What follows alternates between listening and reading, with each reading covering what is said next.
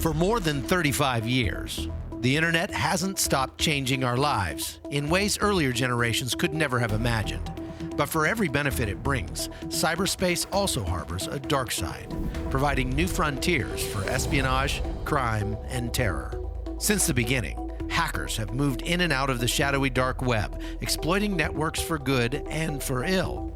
Their controversial sense of online ethics has led to their sometimes being called heroes and other times villains, depending on who is doing the reporting. A 26-year-old hacker who goes by the handle Whiskey Neon agreed to speak with us on camera, provided we obscure his true identity. Would you consider yourself a white hat hacker or just a hacker?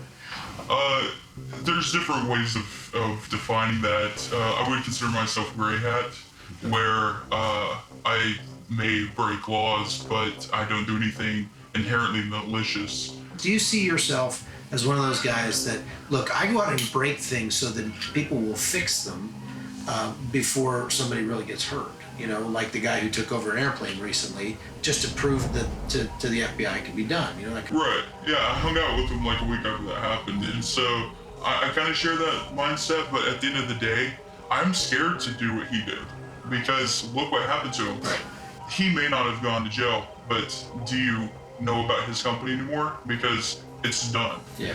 So for me, I can go and I can show you this stuff. I might go give a talk about it. But if I actually go and say, hey, I'm able to prove this, there's this thing called responsible disclosure that you'll hear a lot from white hats.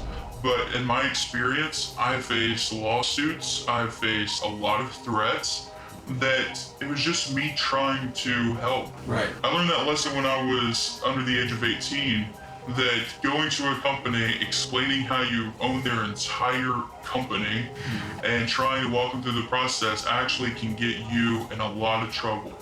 The vulnerabilities are nearly endless, and not a day goes by when bad actors are not attacking U.S. systems.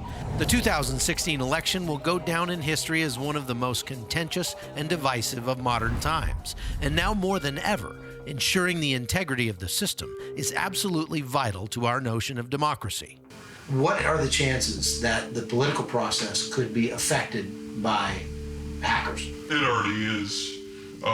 There's cases of manipulation around the globe. In Latin America, the president of Mexico, his election was completely rigged by hackers. Is there a chance that it happened in the United States? Oh, definitely. The idea with grassroots campaigning and using the grassroots, you want to have phone banks, right? One exploration of this idea is actually creating an account, which is a matter of nothing. You don't even have to really have a valid email address. You can make one up, and then once you're in, you are instantly shown voter data. Yeah, we got their name, their address, everything, their affiliation. And this alone could give me enough information where I can actually start targeting this person and potentially taking over their accounts. You know, we can actually go a step further and actually manipulate this data. So what you're looking at here is a debugger, and anyone can download this. Its intent is for web application developers to look at their programs and debug something that's wrong. Oh, my page doesn't load. Right. Let me use So you can see the source behind the page that you use. Right. I'm basically intercepting everything that goes to my web browser, and I can look at it in a raw format. By accessing this information, as you can see, it gives me all of that voter data. So I can pull all this information. I can build my own database if I wanted to. Okay. Is there digital information on here as far as like email or anything like that? No, but that's what's known as open source intelligence. All I have to do is tie this information with online accounts. Start cross-referencing. Exactly. And then you have an online database that is a very solid, up-to-date, very expensive resource for information.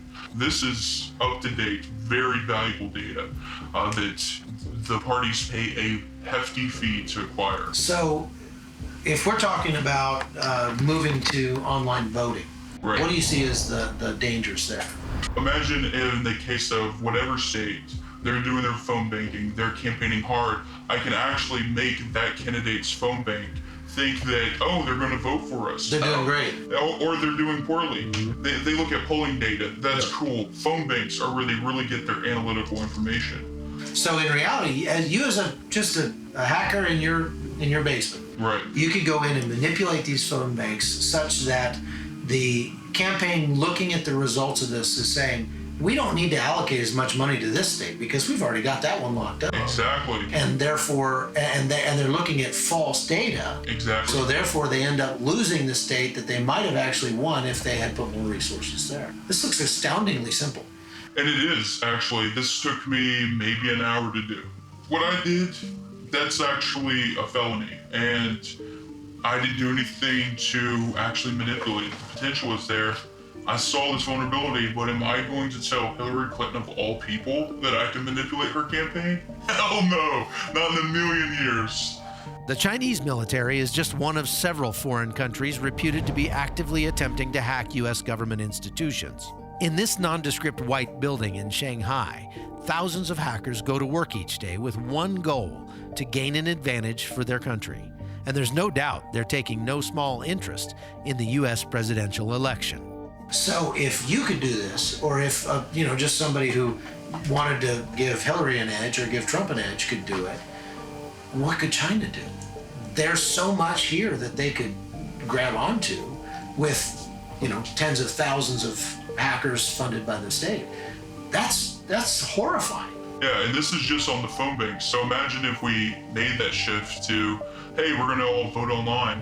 How can we do that when the barrier to entry here is so low? And if we had online voting, I would definitely be looking into trying to hack that, because who wouldn't? Of course, right? Everybody is going to be looking at that. Exactly. Right. As we talked, I realized this problem is real.